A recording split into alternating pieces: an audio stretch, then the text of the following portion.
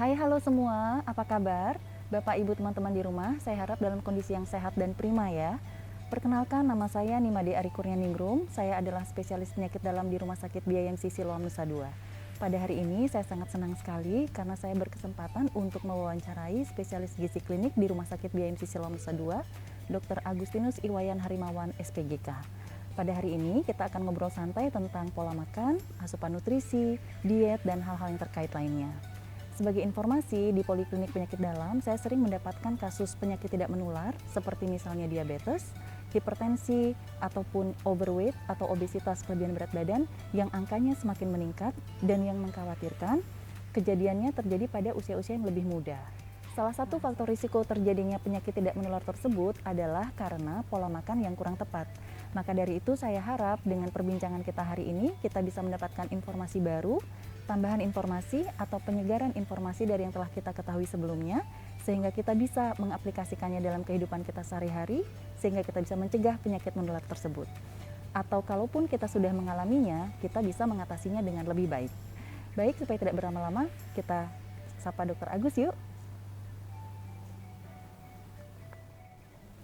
Bapak, Ibu, teman-teman di rumah, kita sudah kehadiran narasumber yaitu Dr. Agustinus Iwayan Harimawan, SPGK.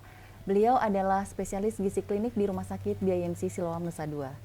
Halo Dok Agus. Selamat sore. Selamat Dr. sore. Ari. Terima kasih banyak Dok. Udah Makasih. diganggu waktunya nih.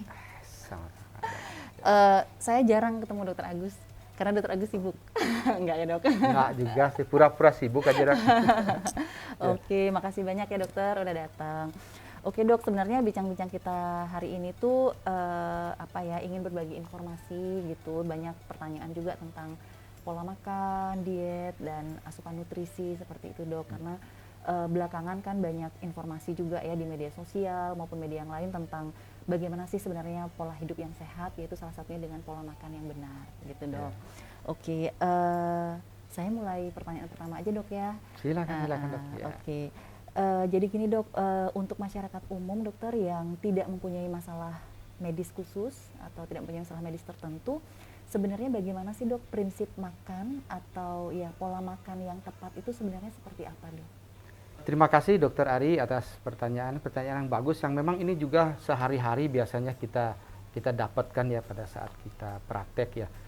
Bagaimana sih pola makan yang sehat? Nah, kita harus tahu pola makan, bukan masalah makan ini boleh dan ini tidak, tapi pola makan yang sehat ya jelas harus kandungan nutrisinya harus cukup gitu. Kemudian kita yang paling gampang kita bisa pakai itu adalah piring makananku Dok. Jadi dengan piring makananku, apa yang saya harus isi di piring makananku itulah mencerminkan kecukupan dari nutrisi yang kita butuhkan. Secara sederhana bisa kita bagi piring kita itu menjadi 3 bagian. Itu saja.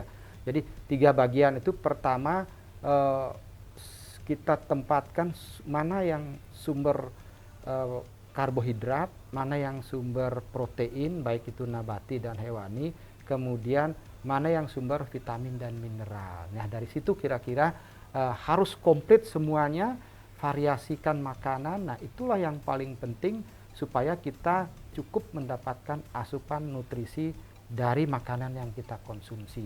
Kalau dari 3 itu tidak ada, berarti pasti akan terjadi suatu defisit, suatu kekurangan ya, kalori tidak cukup nanti, baik itu kalori, baik itu sumber zat pembangun, baik itu sumber vitamin dan mineral, itu pasti tidak akan cukup. Demikian kira-kira Dok. Ya.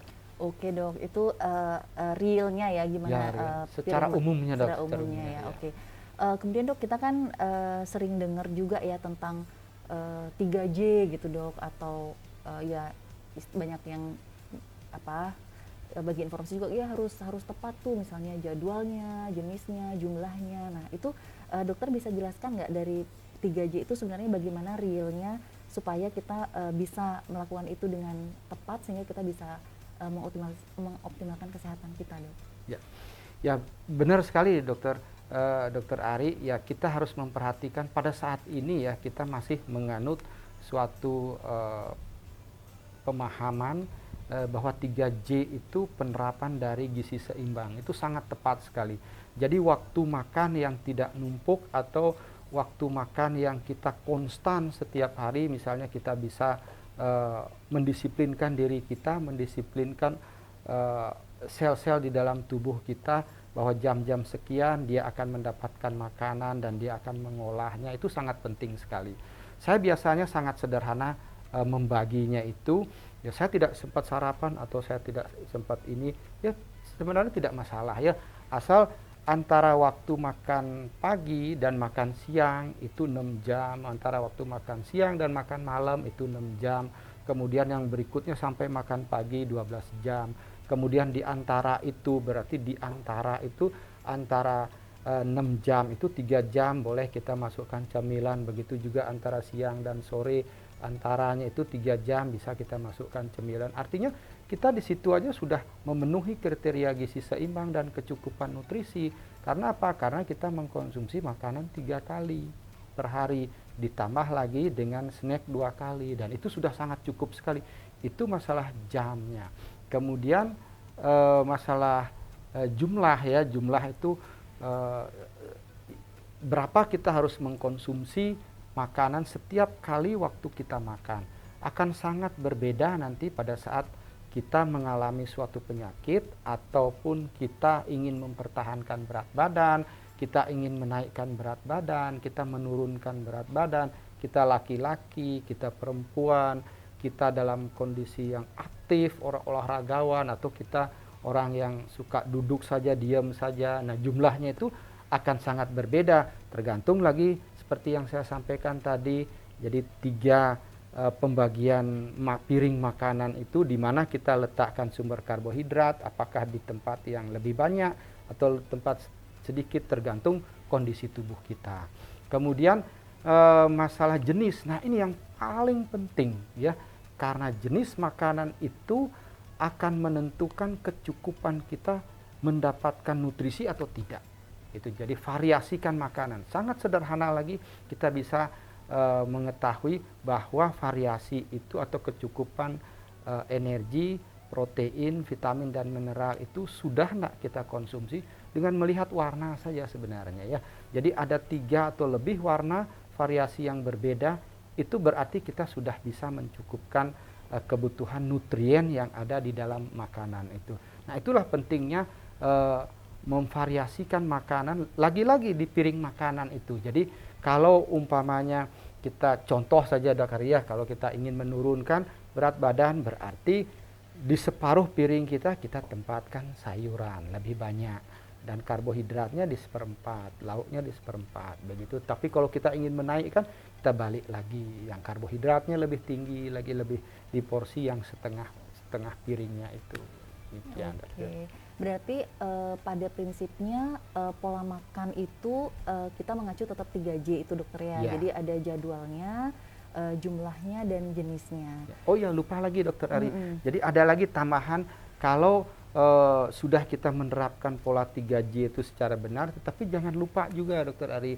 Jadi 2P yang kita harus perhatikan. P yang pertama bagaimana? Cara mengolah makanan, pengolahan makanan itu juga menjadi hal yang sangat penting ya. Kita harus memperhatikan apa bahan makanan yang kita pakai, berapa lama kita memasak, kemudian kalau yang sering dipertanyakan biasanya menggoreng, minyak goreng, apa yang kita pakai, apakah sekali pakai ataukah berulang-ulang. Nah itu. Kemudian yang kedua, P yang kedua, bagaimana kita menyimpan makanan, penyimpanan makanan itu, kalau sudah dibuka kemudian kita hangatkan, atau sudah dibuka bagaimana kita masukkan lagi ke kulkas, terus kita buka, taruh lagi, terus kita konsumsi. Nah, bagaimana nanti pertumbuhannya, itu semuanya kita harus perhatikan agar kita tidak sampai terkontaminasi oleh kuman, kemudian juga kita tidak mendapatkan energi yang sebenarnya makanan A itu kandungan energinya banyak, tetapi dengan diolah berulang-ulang dia akan merusak zat nutrisi yang kita dapatkan dari makanan itu. Bukan saja merusak, bahkan dia akan membentuk suatu produk akhir yang memang merusak pembuluh darah kita, yaitu. Oke. Berarti pada prinsipnya itu tadi 3J, jadwal, jenis, jumlah, dan 2P ya dokter ya. 2P, ya. Jadi pengolahan dan penyimpanan. Kalau kita itu melakukannya secara baik, tepat, berarti sebenarnya kita mampu mempertahankan kondisi kesehatan kita, gitu ya dokter ya? Dalam hal makanan kita mampu mensuplai kebutuhan dari kita, tetapi juga memang kita tidak mesti tidak harus tergantung dari makanan. Ada juga aktivitas fisik yang harus kita perhatikan kan. Dari segi food habit, kebiasaan makan itu pasti sudah terpenuhi syarat gitu ya. kesehatannya. Ya. Oke, saya tertarik tadi dengan jenis ya. Dokter Ya. bilang jenis itu sebenarnya penting sekali. Nah, Betul sekali, dokter. sekarang sering kita dengar itu dok, kalau makan kita harus yakin bahwa kita mendapatkan makronutrien dan mikronutrien. Betul gitu. sekali, Jangan dokter. sampai kita makan tapi kita tidak mendapatkan manfaat dari Ya, makanan itu. Nah, dokter bisa dijelaskan tentang makronutrien, mikronutrien dan contoh real di piring mungkin yang tadi sudah dokter Ya. jelaskan, bisa kita lebih perdalam lagi dokter, contoh real di makanan kita tuh seperti apa supaya makronutrien mikronutrien kita terpenuhi, dok. Ya. Baik dokter Ari, kita bicara dulu apa dulu makronutrien biar lebih paham gitu ya. Jadi makronutrien namanya makro berarti dibutuhkan dalam jumlah yang cukup banyak besar gitu ya. Jadi hitungannya sudah dalam bentuk gram. Jadi hitungannya kalau kita menimbang makanan itu hitungannya harus sampai gram ini, tidak boleh miligram saja. Jadi harus ada 10 gram, 100 gram seperti itu hitungannya kalau kita timbang nanti, dan kita bisa lihat nyata dia dalam gram. Nah, kemudian kalau mikronutrien berarti dalam jumlah yang kecil, bisa mikro, bisa miligram seperti itu. Jadi jumlahnya memang kecil yang kita butuhkan, tetapi sangat vital karena dia tidak bisa diproduksi oleh tubuh, harus didatangkan dari luar. Nah, yang makro itu biasanya dia memiliki kandungan energi. Jadi untuk tenaga kita, untuk sel kita bertumbuh supaya kita bisa tumbuh, baik sel kekebalan tubuh kita maupun secara fisik kita bisa menambah otot, tambah tinggi dan seterusnya. Nah, itu kita bisa dapat dari zat gizi makro. Nah, zat gizi makro yang kita konsumsi di dalam tubuh itu harus bisa sampai ke sasarannya. Tujuannya untuk apa? Harus bisa diolah mulai dari yang utuh menjadi yang bentuk siap diserap oleh tubuh dan bisa disebarkan oleh tubuh. Nah, itulah peran dari zat gizi mikro itu. Jadi supaya dia mampu memecah, mampu dia menghaluskan, istilahnya siap untuk diserap. Itu peran dari zat gizi mikro. Jadi jumlahnya memang sedikit, tetapi sangat vital sekali. Nah, kalau kita implementasikan bagaimana caranya supaya itu terpenuhi dalam setiap kali kita makan, maka yang kita harus perhatikan namanya istilahnya piring makananku. Jadi kalau di searching di internet nanti ada istilahnya piring makananku. Nah, disitulah kita harus pintar-pintar meng-create makanan. Sekali lagi saya sampaikan, kebiasaan saya untuk mengedukasi ke klien itu biasanya piring makanan dibagi menjadi 3, dok. Jadi 3 yang separuh, kemudian yang dibagi menjadi 1/4-nya, setengah porsi dan 1/4-nya. Untuk orang yang sehat, untuk orang yang normal, jadi separuh piring kita itu kita isikan sumber tenaga. Karena sumber tenaga itu sangat penting bagi kita supaya kita bisa menjadi aktif. Kalau kita aktif, maka semua otot-otot kita akan bergerak dan sehingga kita bisa akan bekerja secara optimal. Kalau tidak ada tenaga yang cukup, maka kita akan kelelahan. Sumber tenaga yang paling baik itu adalah karbohidrat. Karbohidrat itu murah bukan cuma dari segi rupiahnya saja, tetapi murah oleh tubuh kita karena limbahnya sangat sedikit sekali dan tidak berbahaya oleh tubuh kita. Kemudian sumber tenaga bisa juga diambil dari protein, tetapi itu sangat limbahnya sangat besar dan sangat boros untuk tubuh kita dan sangat cukup berbahaya juga dari organ-organ kita karena dia harus dikeluarkan dari tubuh kalau kita harus mengkonsumsi makanan sumber protein itu banyak sekali. Maka dari itulah kita tempatkan dia di 1/4 porsi, 1/4 piring itu ya bagian. Kemudian sumber vitamin dan mineral, nah kita harus kita bisa dapatkan itu dari buah dan sayur ya, yang seperempatnya itu kira-kira kebutuhan per saji per kali makan itu 100 gram kita sudah memenuhi kebutuhan mikronutrien. Di samping dari biji-bijian sumber protein nabati seperti tahu, tempe, kacang-kacangan, kacang merah sebagai sup itu lagi juga akan memenuhi sekali kebutuhan mikronutrien dan antioksidan. Nah, karbohidratnya yang paling besar sudah kita dapatkan. Nah, itu kira-kira implementasinya dok ke seharian kita. Iya, berarti misalnya kalau kita bayangkan dalam satu piring kita, misalnya ke dalam kondisi kesehatan yang baik-baik saja dok ya, jadi Ya. nggak ada penyakit medis. Misalnya kita berarti nasi itu separuhnya. Separuh dari piring Kemudian kita. misalnya untuk protein kita pilih misalnya daging ayam untuk Daging seperempat piringnya itu Seperempat ya. piringnya. Kemudian sayur di seperempatnya lagi. Seperempatnya. seperti Dan itu, jangan Dok, lupa dok untuk lauk hewaninya itu di lauknya itu juga harus ada sumber nabati seperti tahu, tempe kita tempatkan. Biasanya kalau orang Bali nyebutnya tuh satu potong itu sudah cukup gitu ya, sudah cukup. Oh, berarti dalam satu piring itu protein hewani itu harus juga ada protein nabatinya. Protein gitu ya, nabatinya, dokter. iya. Oh ya, berarti dikombinasi. Oke, nah dok, di sini saya mendapatkan informasi yang baik sekali bahwa penting sekali ternyata untuk memvariasikan jenis makanan itu dokter ya. Jadi Iya. pertanyaan berikutnya itu gini dok. Sebenarnya misalnya nih setiap hari kita sudah variasi dok. Misalnya hari ini seperti yang tadi ya nasi, ayam, tahu dan sayur. Misalnya sayurnya sama terus dok, atau karbohidratnya sama terus, lauknya juga sama terus di setiap harinya. Misalnya orangnya nggak bosanan tipenya gitu dok ya. Apakah itu juga boleh-boleh saja atau sebenarnya kita dari jenis lauknya juga sebenarnya harus diganti-ganti, jenis sayurnya juga harus diganti-ganti. Harus seperti itu atau sebenarnya kalau sama terus juga setiap hari nggak apa-apa dok? Ya, ada istilahnya piring makananku.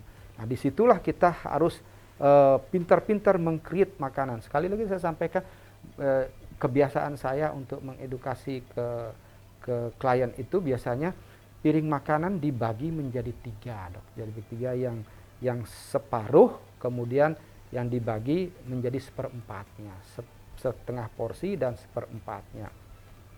Untuk orang yang sehat, untuk orang yang normal, jadi separuh piring kita itu kita isikan sumber tenaga. Karena sumber tenaga itu sangat penting bagi kita supaya kita bisa menjadi aktif. Kalau kita aktif, maka semua otot-otot kita akan bergerak dan sehingga kita bisa akan bekerja secara optimal. Kalau tidak ada tenaga yang cukup, maka kita akan kelelahan. Sumber tenaga yang paling baik itu adalah karbohidrat. Karbohidrat itu murah bukan cuma dari segi rupiahnya saja, tetapi murah oleh tubuh kita karena limbahnya sangat sedikit sekali dan tidak berbahaya oleh tubuh kita. Kemudian sumber tenaga bisa juga diambil dari protein, tetapi itu sangat limbahnya sangat besar dan sangat boros untuk tubuh kita dan sangat cukup berbahaya juga dari organ-organ kita karena dia harus dikeluarkan dari tubuh kalau kita harus mengkonsumsi makanan sumber protein itu banyak sekali. Maka dari itulah kita tempatkan dia di seperempat porsi, seperempat piring itu ya bagian. Kemudian sumber vitamin dan mineral, nah kita bisa dapatkan itu dari buah dan sayur ya, yang seperempatnya itu kira-kira kebutuhan per saji per kali makan itu 100 gram kita sudah memenuhi kebutuhan mikronutrien. Di samping dari biji-bijian sumber protein nabati seperti tahu, tempe, kacang-kacangan, kacang merah sebagai sup itu lagi juga akan memenuhi sekali kebutuhan mikronutrien dan antioksidan.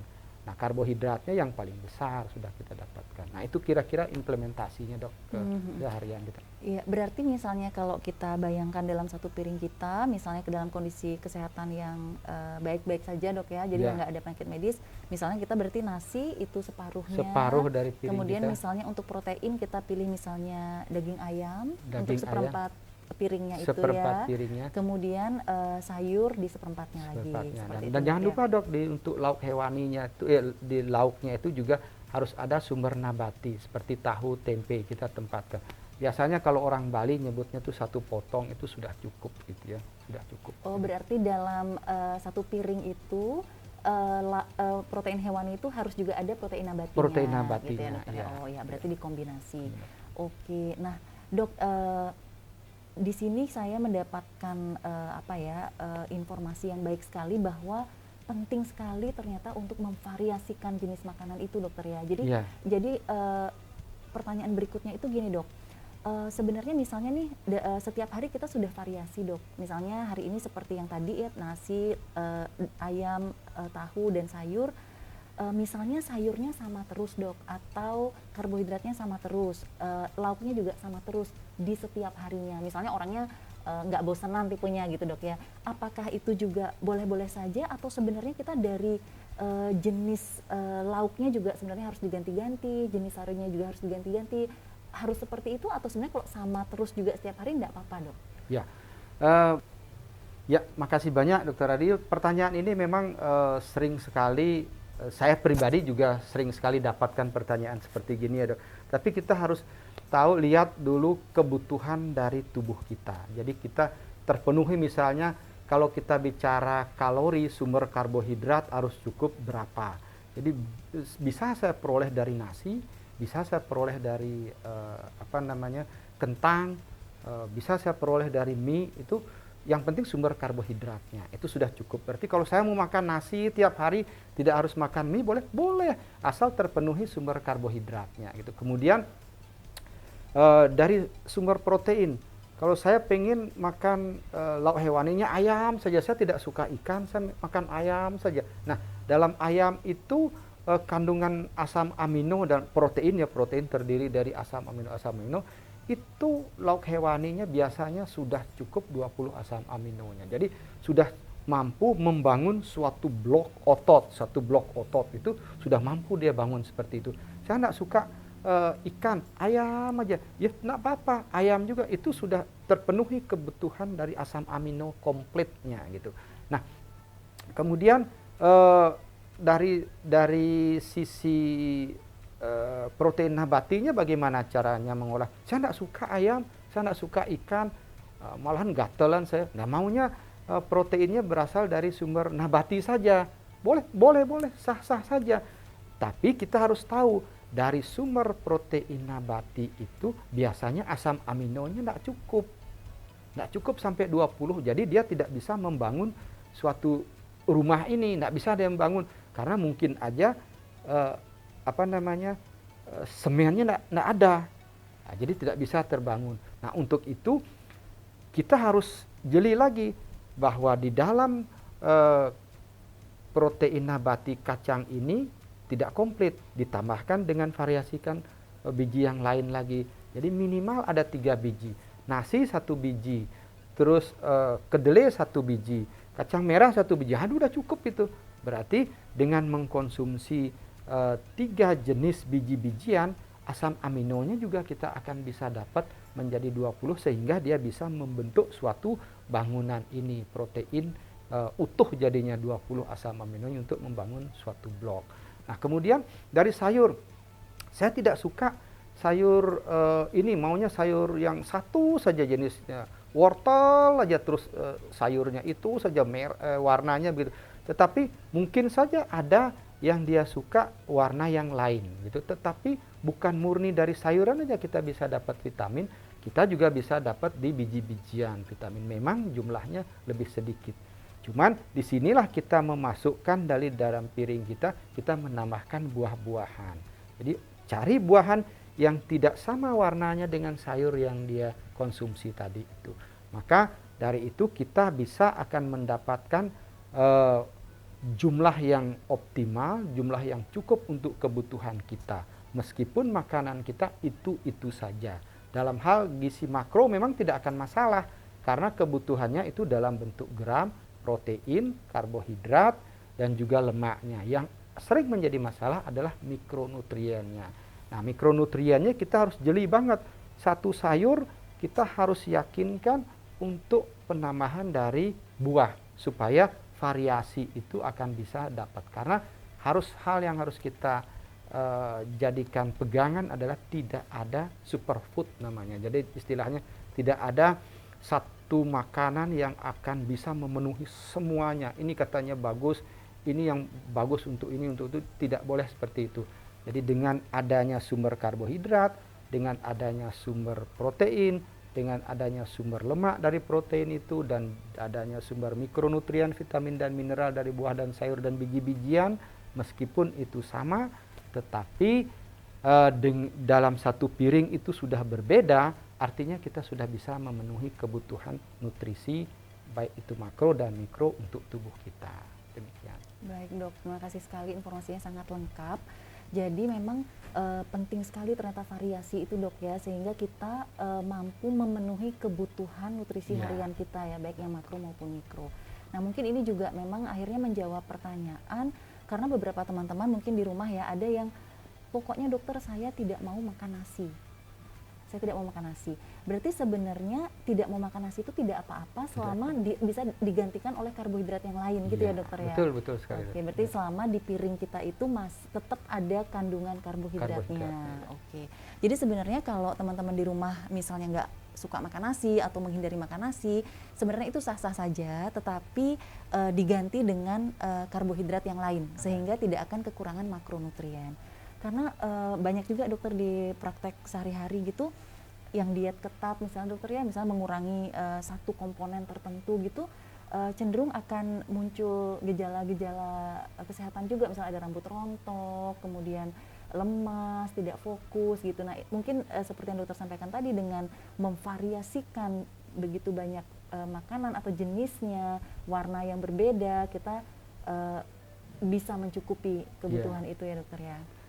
Restriktif kalori itu tidak mesti harus kita menghindarkan salah satu, karena konsekuensinya nanti seperti yang dokter sampaikan. Secara keseluruhan saja kita restriktif, tetapi mikronutrien jangan sampai itu atau makronutriennya jangan sampai itu benar-benar tidak ada. Itu yang bahaya, seperti tadi malnutrisi nanti ya. Nah, karena juga banyak kasus dokter yang tidak suka makan sayur atau buah. Nah mungkin ada juga beberapa teman di rumah yang, duh saya tuh kok nggak suka banget makan sayur ya dok, saya tuh nggak suka banget makan buah. Nah berarti di situ ada resiko kekurangan mikronutriennya dok ya? Pasti itu dok ya. Apalagi tidak mengkonsumsi biji-bijian nanti ya, biji-bijian ya. Baik teman-teman, tuh berarti mulai saat ini mungkin teman-teman di rumah sudah ada yang melakukan seperti ini ya, seperti 3J tadi yang dokter Agustinus sudah jelaskan, pengolahan penyimpanan yang baik.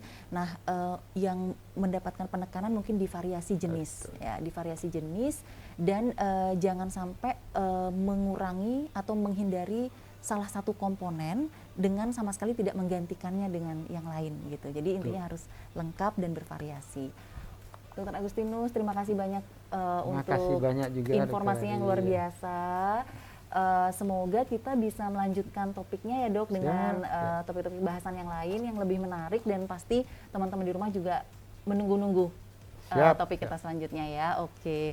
Baik teman-teman di rumah, mungkin saya bisa memberikan sedikit kesimpulan ya, bagaimana sih sebenarnya pola makan kita supaya tepat itu, seperti Dr. Agustinus sampaikan tadi, tetap mengacu kepada 3J, jadwal, jumlah jenis, dan 2P, pengolahan penyimpanan, dan jangan lupa untuk selalu memvariasikan jenis makanan sehingga kita bisa mendapatkan makronutrisi dan mikronutrisi, dan kita bisa menjaga kesehatan kita dengan optimal. Jangan lupa untuk menyaksikan bincang-bincang kita di lain kesempatan, dan pastinya dengan topik-topik yang lebih menarik. Salam sehat. Terima kasih.